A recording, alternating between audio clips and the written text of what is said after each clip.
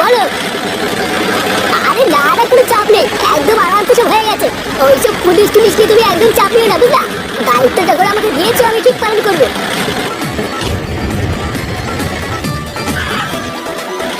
গুরু police, তোমাকে একটু বাদে ফোন করছি, বুঝলা? এই গাড়িটা ভালো করে তল্লাশি করুন তো।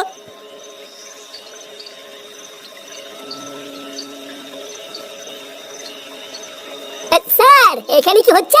এখানে বাপের বিয়ের জন্য পাত্রী খোঁজা হচ্ছে না, দেখতে পাচ্ছিস না কি হচ্ছে? এই না না স্যার, আমি এমনি জিজ্ঞাসা করছিলাম। এই তোর এই গাড়িতে কি আছে রে? তেমন কিছু নেই স্যার, আসলে বিস্কুটের কিছু পেটি আছে। বিস্কুটের পেটি? বিস্কুটের জায়গায় যদি অন্য কিছু বেরোয় না, তা চিনে নুনে লঙ্কা দিয়ে দেবো। এইসব কি বলছেন স্যার? আমি গরিব মানুষ, সৎপথে রোজগার করে খাই। এই গাড়িতে কিছু পেলি? না স্যার, বিস্কুট আছে। দেখেছেন তো স্যার, আমি বলেছিলাম না গাড়িতে বিস্কুট ছাড়া তেমন কিছুই নেই। তাহলে আসি স্যার, আবার দেখা হবে, কেমন?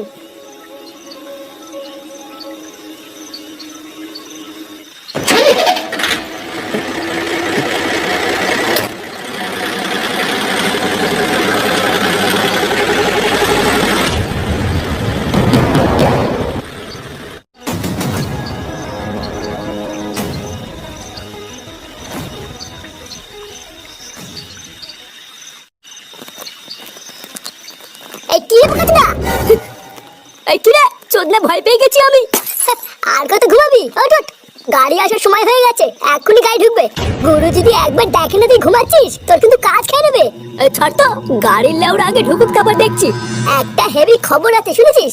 খবর? আবার কি খবর? আরে গুরু যে সুপারিটা নিয়েছিল না, শুনছি ওটা নাকি পুরো সাকসেসফুল।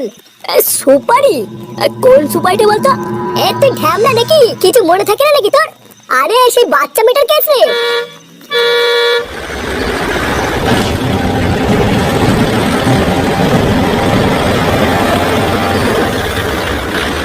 গুরু, ও গুরু, এই দেখো নিয়ে এসেছি। আরে কই গো গুরু, আসতে বল, শুনতে পাচ্ছি আমি।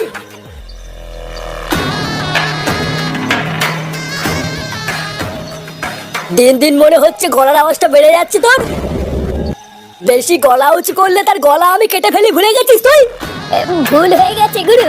এবার বল, চিল্লাচ্ছিস কেন? এ কই রে, নিয়ে আয়। এই যে গুরু, তুমি যে বাচ্চা মেয়েটাকে তুলে নিয়ে আসতে বলেছিলে, এটাই সেটা। কোনো ভুল হয়নি তো? আরে না না গুরু, আমি পুরো খোঁজ খবর নিয়ে তুলে নিয়ে এসেছি। এর বাবার নামই বল্টু ভস্ত্রীবালা। হ্যাঁ, এই কই রে ভাইপো?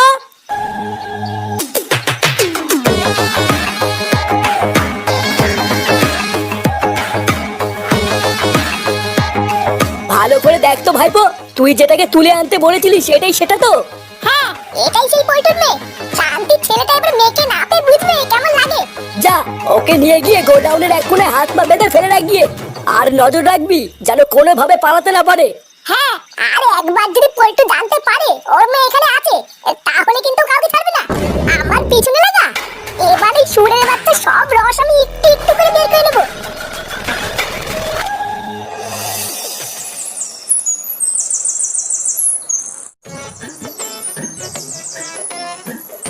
এই তো ঠাকুরপো, এই জামাটা পুরো তোমার গায়ে ফিট হয়েছে, হেভি মানাচ্ছে গো। কি বলছিস বৌদি? হ্যাঁ, আমার গায়ে মানাচ্ছে? হ্যাঁ গো, তোমার পল্টুদারের জামাগুলো অনেকদিন ধরে ছোট হয়ে ঘরে পড়ে আছে। সেই কবে থেকে তোমার পল্টুদাকে বলছি এই জামাগুলো ফুটো ঠাকুরপোকে দিয়ে দাও, কিন্তু তোমার দাদার যা ভুলো মন, ওর তো মনেই থাকে না। হ্যাঁ, তারে বলেছো, ওই জন্যই তো ভাবলাম আজকে তোমাকে ডেকে সব দিয়ে দেই। ভালো করেছো, ভালো করেছো। ওই তো আরো অনেক জামা পড়ে আছে, ওইগুলো একবার পরে দেখো ঠিক হয় কিনা। হ্যাঁ হ্যাঁ,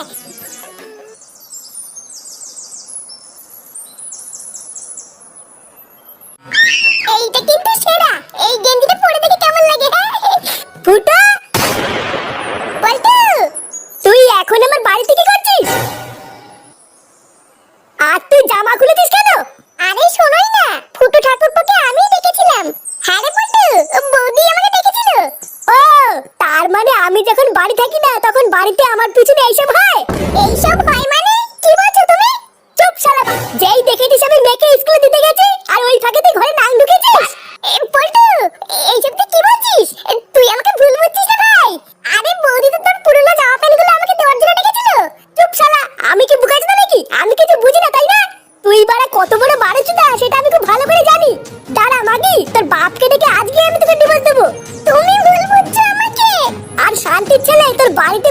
পরে তুই আমার সর্বনাশ করে দিলি তো। দাঁড়া, এবার দেখ আমি কি করি। কি শিক্ষা দিয়েছেন আপনার ছেলেকে? নিজের বউ থাকা সত্ত্বেও অন্যের বউর সাথে নোংরামি করে বেড়া। আপনারা কি আপনার ছেলেকে এইসব শিখিয়েছেন যে পাড়ায় গিয়ে বন্ধুদের সাথে লকপক করা? আপনারা না সর্বদা একটা ছোট লোকের বাচ্চা ছি। ওদের বালগুলো মানুষ যখন করতে পারবেন না তখন জন্ম দেন কেন? আমার মা বাবা বউ বাড়ি সবার সামনে আমার মান সম্মান পুরো মাটিতে মিশে গেছিল। সবাই ভাবলো আমি খারাপ, আমি পল্টুর বউর সাথে নোংরামি করেছি। কিন্তু লেওরা আমার নামে ফুটো, অত সহজে তো আমি ছাড়বো না। তাই সেই দিনকেই আমি ঠিক করে নিয়েছিলাম এর প্রতিশোধ তো আমি নেবই। হ্যাঁ, খুব জটিল কেস রে ভাইপো।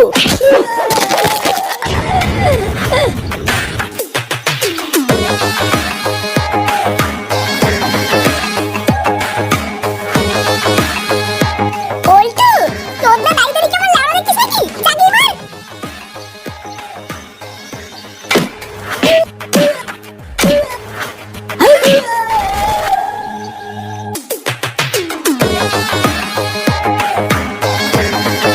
এই, তোর এত বড় সাহস!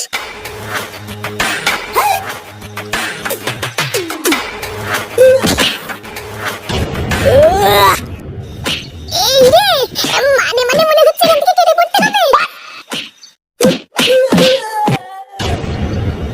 এই মেরেছে, তুই সবাইকে একাই মেরে